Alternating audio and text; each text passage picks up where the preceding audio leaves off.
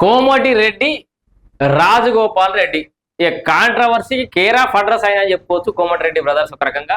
So పెద్ద అయిన జర వెంకటరెడ్డి కొంత ఇంతగానం కాంట్రవర్షియల్ కింగ్ ఏం కాదు, కానీ రాజగోపాల్ రెడ్డి అయితే మొత్తానికి కాంట్రవర్షియల్ కింగే. అంటే కాంగ్రెస్ పార్టీలో ఉంటూ కాంగ్రెస్ పార్టీ నాయకులను విమర్శిస్తూనే ఉంటాడు.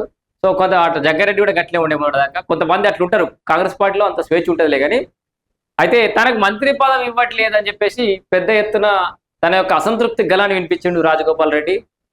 చాలా బహిరంగ వేదికల కాడ డైరెక్ట్ గా మాట్లాడాడు. ఇక నేను వేరే పార్టీకైనా పోతా అని చెప్పేసి, కాంగ్రెస్ లో అధ్వానంగా ఉందని చెప్పేసి, ముఖ్యమంత్రి పదవి కొనుకొచ్చుకున్నారని, 4 రోజులు ఈ ముఖ్యమంత్రి ఉంటాడని రకరకాల వ్యాఖ్యలు అయితే చేసినటువంటి పరిస్థితి. అయితే ఎట్టకేలకు మంత్రివర్గ విస్తరణ ఉండబోతోంది అతి త్వరలో అన్న ఒక వార్తలు వచ్చిన తర్వాత జర్రా రాజగోపాల్ రెడ్డి అయితే జర తగ్గినట్టు కనబడుతుంది. ఈసారైనా బెర్తు దక్కుతుందనే ఆశావాదంతో ఉన్నాడు. అయితే నిన్న జరిగిన అసెంబ్లీ ప్రాంగణంలో రాష్ట్ర ముఖ్యమంత్రి రేవంత్ రెడ్డి తోటి భేటీ అయినట. గత కొంతకాలంగా అసంతృప్తి, ఇప్పుడు నేరుగా సీఎంతో భేటీ హాట్ టాపిక్ గా రాజగోపాల్ రెడ్డి అని చెప్పేసి కూడా చూడురి రాష్ట్ర ముఖ్యమంత్రితో నిలబడ్డాడు. తెలంగాణ రాజకీయాల్లో మరో ఆసక్తికర పరిణామం చోటు చేసుకుంది. అసెంబ్లీ కౌన్సిల్ హాల్లో ముఖ్యమంత్రి ఛాంబర్ లో సీఎం రేవంత్ రెడ్డితో మునుగోడు ఎమ్మెల్యే కోమటిరెడ్డి రాజగోపాల్ రెడ్డి ప్రత్యేకంగా భేటీ అయినట.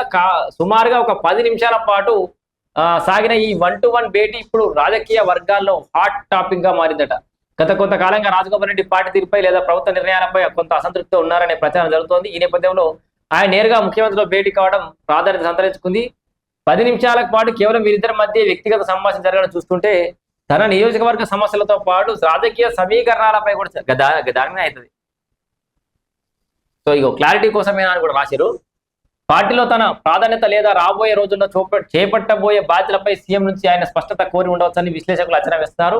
ప్రస్తుతానికి ఈ భేటీకి సంబంధించిన అధికారికంగా ఎలాంటి ప్రకటన వెలువడనప్పటికీ కూడా రాజగోపాల్ రెడ్డి అసంతృప్తిని చల్లార్చేందుకే సీఎం రేవంత్ రెడ్డి ప్రయత్నించారా లేక మరేదైనా వ్యూహంపై చర్చ జరిగిందా అనేది కూడా మనకు తెలవాల్సింది. సో ఏదేమైనా ఆయన మంత్రి పదవి మీద జరి ఒకే వాటర్ ఆదాయ రాజగోపాల్ రెడ్డి ఎందుకు ఆగమామైతూ మీ అన్న ఉండనే ఉండే, నువ్వు అన్నోటి తమ్ముడోట 4 రోజులు అయితే నీకు కూడా అవకాశం అవుతుంది. ఇద్దరికి ఒకసారి అయితే పేరు ఖరాబ్ కాదా మనకు రాష్ట్రంలో?